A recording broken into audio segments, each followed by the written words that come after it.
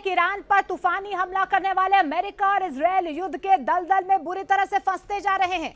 दावों के मुताबिक ईरान के परमाणु ठिकानों पर हमला होने के बाद से रूस ने चेतावनी दे दी है कि अब रूस चुप नहीं बैठेगा। पुतिन ने तो यहां तक कह दिया है कि हम ईरान के लगातार संपर्क में हैं। इधर ईरान ने दावा किया है कि उसने तेल अवीव में 40 ठिकानों को तबाह कर दिया है।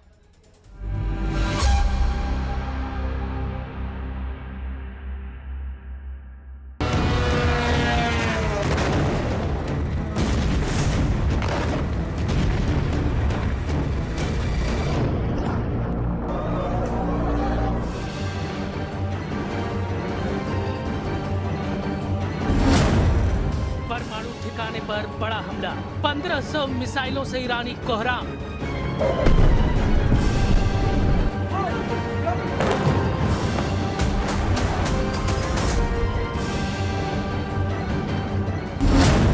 तीसरे दिन में ईरान युद्ध अब ऐसे दौर में पहुंच चुका है जहां ईरान अब मरने और मारने पर पूरी तरह से उतारू हो चुका है। जहां पहले राउंड में अमेरिका और इजराइल ने एक तरफा हमले करके सुप्रीम लीडर अली खamenei समेत 48 से ज्यादा टॉप लीडर्स और कमांडर्स को मार डाला, तो वहीं अब ईरान ने पिछले 3 दिनों में 1000 मिसाइल और ड्रोन से इजराइल और पश्चिमी एशिया में फैले अमेरिका के दर्जनों सैन्य अड्डों पर भीषण हमले किए हैं। हालात ये हो गए हैं कि राष्ट्रपति ट्रंप भी ये मानने को मजबूर हो गए हैं कि युद्ध 2 हफ्ते से ज्यादा चल सकता है। खबर तो यहाँ तक है कि बौखलाए अमेरिका और इजराइल ने ईरान के परमाणु ठिकाने नतांज पर भीषण हमला किया है, जिससे रेडिएशन का खतरा पैदा हो गया। दावा तो यहाँ तक किया गया है कि ईरान ने अपनी खैबर शेकेन और फत्ताह 2 जैसी घातक मिसाइलों से हमले कर दिए हैं। इजराइल की राजधानी तेल अवीव में 40 से ज्यादा इमारतों को ईरान ने अपने मिसाइल और ड्रोन हमलों से उड़ा दिया। यरूशलेम ने भी ईरान के तूफानी हमलों से भारी तबाही हुई है। अब तक युद्ध में अमेरिका के कई जेट गिर चुके हैं। कुवैत के रक्षा मंत्रालय का यहां तक दावा है कि अमेरिका के कई जेट गिरे हैं। हालांकि कुवैत ने संख्या नहीं बताई है। कुल मिलाकर मिडिल के 8 देश ईरान की बदले की आग में जलने लगे हैं। हम शुरुआत करते हैं अमेरिका और इजराइल के उस तूफानी हमलों से, जिसकी वजह से पश्चिमी एशिया में परमाणु जंग का खतरा पैदा हो गया है। ईरान के परमाणु ठिकाने पर हमला, नेतन्याहू के दफ्तर पर निशाना। 28 फरवरी 2026 को शुरू हुए ऑपरेशन एपिक फ्यूरी और ऑपरेशन रोरिंग लॉयन में ईरान ने तांडव मचा रखा है। रॉयटर्स के हवाले से खबर आ रही है कि अभी तक ईरान में 255 से ज्यादा लोग मारे जा चुके हैं। तेहरान के पश्चिमी इलाके में सबसे ज्यादा अमेरिका और इजराइल ने हमले किए हैं। खबर तो यहाँ तक है कि इजराइल और अमेरिका ने ईरान के नतांज परमाणु ठिकाने पर भीषण हवाई हमला किया है। रेडिएशन की चेतावनी देते हुए ईरान ने दावा किया है कि इजराइल के हमले से पूरे इलाके में परमाणु रेडिएशन किसी भी वक्त शुरू हो सकता है। पिछले 72 घंटे में दोनों तरफ से हजारों मिसाइल, बम और ड्रोन एक दूसरे पर दागे जा चुके हैं। जरा ये आंकड़े देखिए।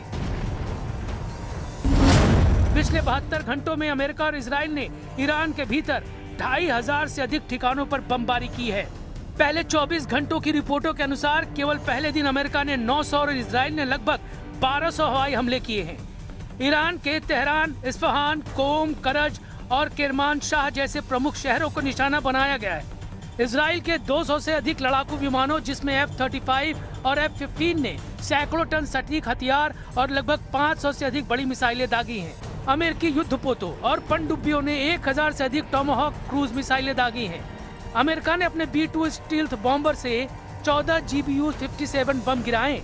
ये दुनिया के सबसे बड़े बम हैं जो जमीन के नीचे गहराई में बनी परमाणु सुविधाओं जैसे फोर्डो और नतांज को तबाह करने के लिए उपयोग किए गए हैं। दावा तो यहाँ तक किया गया है कि ईरान के परमाणु ठिकाने नतांज पर अमेरिका के हमलों से भारी नुकसान हुआ है। Trump has all the latitude in the world to talk about how long it may or may not take. 4 weeks, 2 weeks, 6 weeks. It could move up, it could move back. We're going to execute at his command the objectives we've set out to achieve. And what he has shown an ability to do that other presidents can't quite seem to have the aperture to do, well, I mean, Joe Biden didn't even know what he was doing, is to look for opportunities and off-ramps and escalations for the United States that creates new opportunities to execute what we need on our own time. Iran का तूफानी पलटवार, खौफ में Trump, 4 हफ्ते चलेगा युद्ध।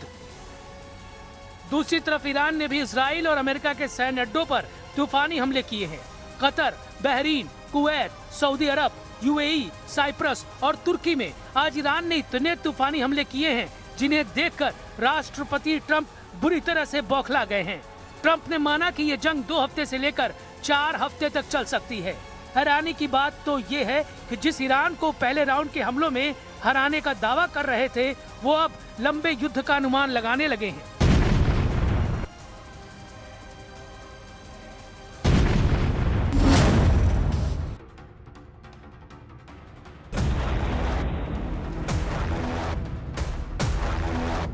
Kuwait में 3 F-15E strike eagle jet America के गिर चुके हैं। दावा किया जा रहा है, ईरान का दावा है कि उसने अमेरिका के जेट मार गिराए हैं, लेकिन कुवैत के रक्षा मंत्रालय और अमेरिकी सेंट्रल कमांड ने आधिकारिक तौर पर स्वीकार किया है कि 3 अमेरिकी F-15E फ्रेंडली फायर में तबाह हुए हैं।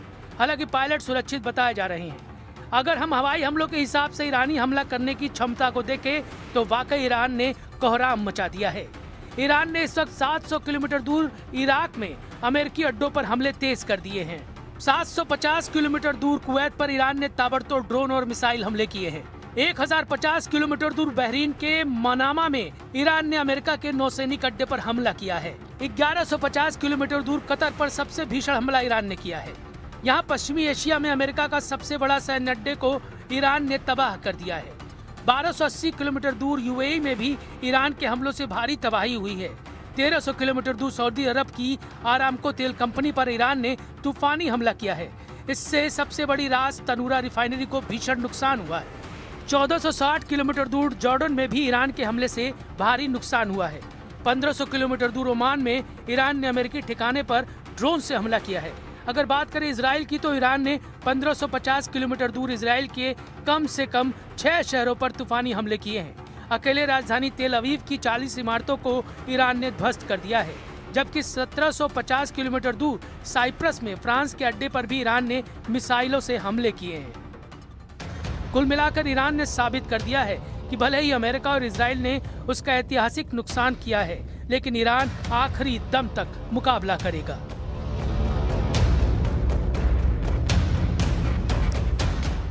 तो ईरान आखिरी दम तक मुकाबला करेगा, लेकिन कब तक मुकाबला करेगा ये सबसे बड़ा सवाल बना हुआ है, क्योंकि दोनों तरफ से तूफानी प्रहार जारी है। लेकिन इन सब के बीच एक बड़ा सवाल ये है कि ईरान के सर्वोच्च नेता रहे अली खामनेई का शव कहाँ है, उनकी डेड बॉडी कहाँ है? कोई तस्वीर नहीं, कोई खबर नहीं। लेकिन 2 थ्योरीज जो हैं, जो 2 चर्चाएं जो हैं उनके शव को लेकर चल रही हैं, उनका अंतिम संस्कार कब होगा इसको लेकर चल रही हैं। देखिए, पहली चर्चा यह है कि उनका अंतिम संस्कार तेहरान में किया जा सकता है, यानी कि उन्हें उसी बेशते ज़हरा में दफनाया जा सकता है जो तेहरान में है, और यहीं पर ईरान में इस्लामी क्रांति के जनक आयतुल्ला रुहल्ला खुमैनी दफन है। दूसरी चर्चा यह है कि खामनेई को उनके होम टाउन मशहद में दफनाया जा सकता है। ये दूसरी थ्योरी निकल कर आ रही है। मशहद में शिया मुसलमानों के 8वें इमाम अली रजा का भी रोजा है और इसे ईरान में पवित्र स्थल भी माना जाता है। 2024 में ईरान के पूर्व राष्ट्रपति इब्राहिम रईसी को भी यहीं पर दफनाया गया था। हालांकि कयास ये भी लगाए जा रहे हैं कि युद्ध खत्म होने के बाद खामनेई का अंतिम संस्कार किया जा सकता है। आपको याद होगा कि लेबनान में हिजबुल्लाह चीफ हसन नसरल्लाह का अंतिम संस्कार भी उनके निधन के 5 महीने के बाद किया गया था।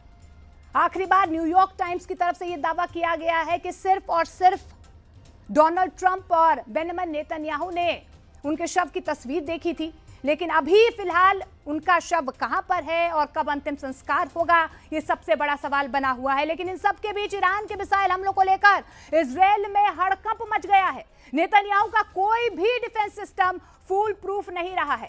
ईरान की मिसाइलें इजराइल के हर डिफेंस सिस्टम को चकमा दे रही हैं। ईरान ने ऐलान किया है कि वो अब खामनेई की हत्या का आखिरी बदला लेने जा रहे हैं।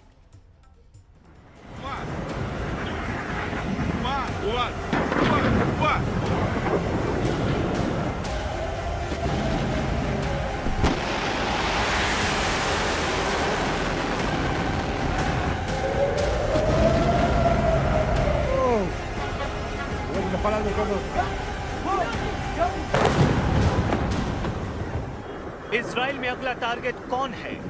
ईरान में सर्वोच्च नेता Of Iran's nuclear program in Operation Midnight Hammer a short while ago. We warned Iran not to make any attempt to rebuild at a different location because they were unable to use the ones that we so powerfully blew up. But they ignored those warnings and refused to cease their pursuit of nuclear weapons. In addition, the regime's conventional ballistic missile program was growing rapidly and dramatically, and this posed a very clear, colossal threat to America and our forces stationed overseas.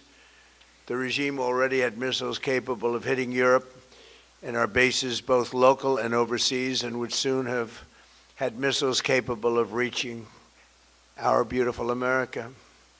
The purpose of this fast-growing missile program was to shield their nuclear weapon development and make it extraordinarily difficult for anyone to stop them from making these highly forbidden by us nuclear weapons. We were the ones that were complaining. We were the ones that wanted it stopped. But everybody was behind us. They just didn't have the courage to say so. An Iranian regime armed with long-range missiles and nuclear weapons would be an intolerable threat to the Middle East, but also to the American people. Didn't have the courage to say so. An Iranian regime armed with long-range missiles and nuclear weapons would be an intolerable threat to the Middle East, but also to the American people. Our country itself would be under threat, and it was very nearly under threat. I was very proud to have knocked out the Iran nuclear deal by President Barack Hussein Obama. That was a horrible, horrible, dangerous document. They would have had nuclear weapons 3 years ago, and they would have used them. But I'll not let that happen. For almost 47 years, this regime has been attacking the United States and killing Americans. Every time you see someone with missing arms and legs or a face that's been absolutely shattered violently, it was almost certainly caused by an Iran roadside bomb. They were put there by General Soleimani, who was the father of the roadside bomb. Very proudly, he thought, but I terminated him in my first term. This was our last best chance to strike what we're doing right now and eliminate the intolerable threats posed by this sick and sinister regime. And they are indeed sick and sinister. Our objectives are clear. First, we're destroying Iran's missile capabilities, and you see that happening on an hourly basis, and their capacity to produce brand new ones, and pretty good ones they make. Second, we're annihilating their Navy. We've knocked out already 10 ships. They're at the bottom of the sea. Third, we're ensuring that the world's #1 sponsor of terror can never obtain a nuclear weapon, never going to have a nuclear weapon. I said that from the beginning. They're never going to have a nuclear weapon. They were on the road to getting one legitimately through a deal that was signed foolishly by our country. And finally, we're ensuring that the Iranian regime cannot continue to arm, fund, and direct terrorist armies outside of their borders. And we thought we had a deal, but then they backed out. And they came back, and we thought we had a deal, and they backed out. I said, you can't deal with these people. You got to do it the right way. Today, we grieve for the 4 heroic American service members who have been killed in action and send our love and support to their families. In their memory, we continue this mission with ferocious, unyielding resolve to crush the threat this terrorist regime poses to the American people, and a threat indeed it is. We have the strongest and most powerful by far military in the world, and we will easily prevail.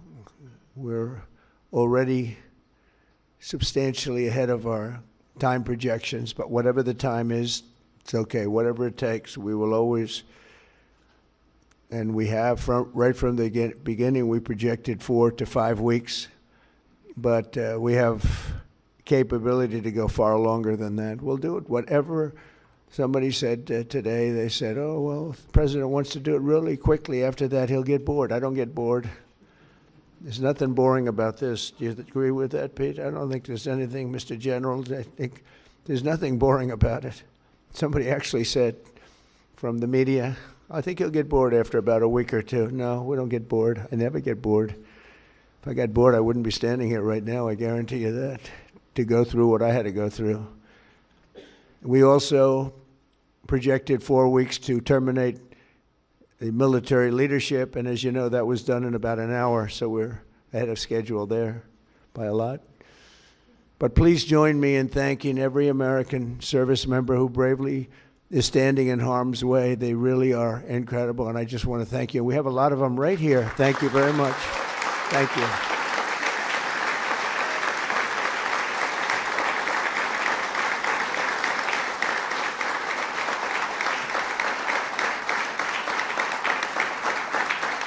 Thank you, everybody. We have a lot of great service members here with us, too, in this beautiful building. Isn't it beautiful?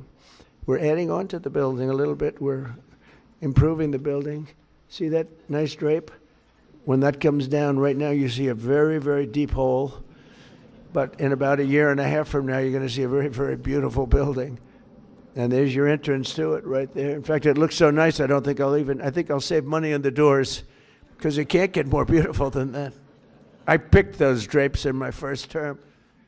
I always like gold, but I think we can save a lot of money. I just saved curtains.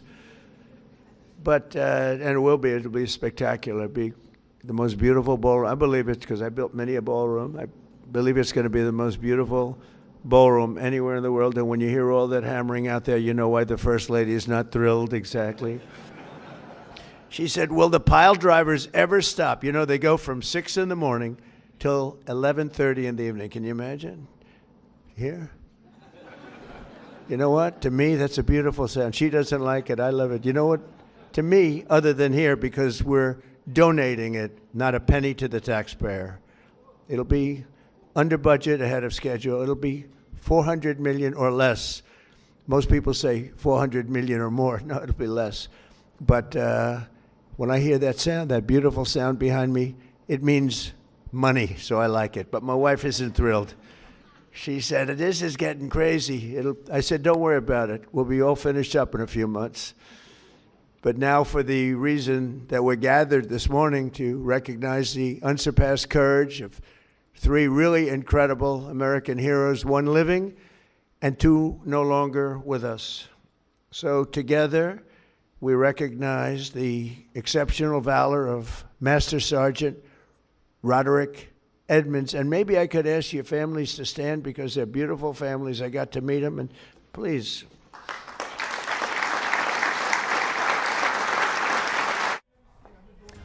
तो Iran के खिलाफ यहां पर अभियान जारी रहेंगे। Iran Israel war पर Trump की तरफ से बहुत बड़ा बयान सामने आया। उन्होंने कहा कि ईरान ने हमारे सारे ऑफर ठुकराए, बार-बार धोखा ईरान की तरफ से दिया गया और यही वजह रही कि ईरान पर इस तरीके से घातक प्रहार जो है वो अमेरिका इजरायल की तरफ से किया गया।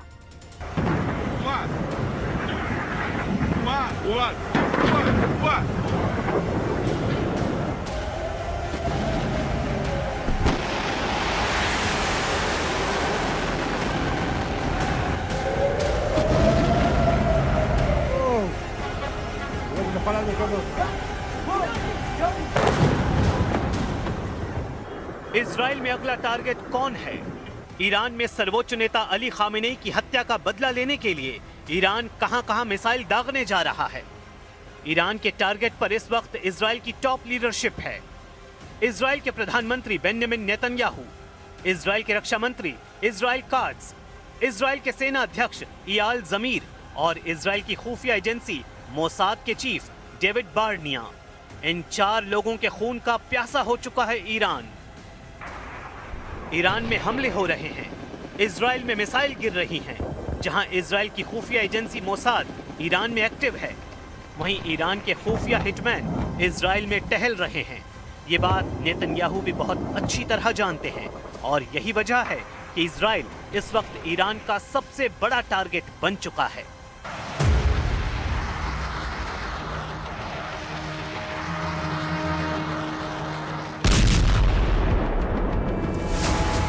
पश्चिमी यरूशलेम में मिसाइल अटैक, तेल अवीव के करीब बेत शेमेश में हमला। चंद घंटों के अंदर तबाही वाले ये दो वीडियो पूरे इजराइल को परेशान कर रहे हैं। मिसाइल हमले देखिए, उससे मची तबाही देखिए। ऐसे हमलों को रोकने में पूरी तरह नाकाम साबित हो रहा है इजराइल। लेकिन नेतन्याहू का हौसला बुलंद है। नेतन्याहू साफ कर चुके हैं कि खामेनेई के बाद जो भी होगा वो मारा जाएगा। इजराइल किसी को नहीं बख्शेगा। אתמול חיסלנו את הרודן חמינאי, יחד איתו חיסלנו עשרות מבכירי משטר הדיכוי. כוחותינו הולמים עכשיו בלב טהרן בעוצמות הולכות וגוברות, וזה רק ילך ויתגבר עוד יותר במהלך הימים הקרובים. ועם זאת, אלה ימים כואבים. אתמול כאן בתל אביב, ועכשיו בבית שמש, איבדנו אנשים יקרים. इजराइल को सबक सिखाने के लिए ईरान सिर्फ मिसाइल ही नहीं दाग रहा, बल्कि ईरान का कुख्यात शाही ड्रोन भी इजराइल में हड़कंप मचा रहा है।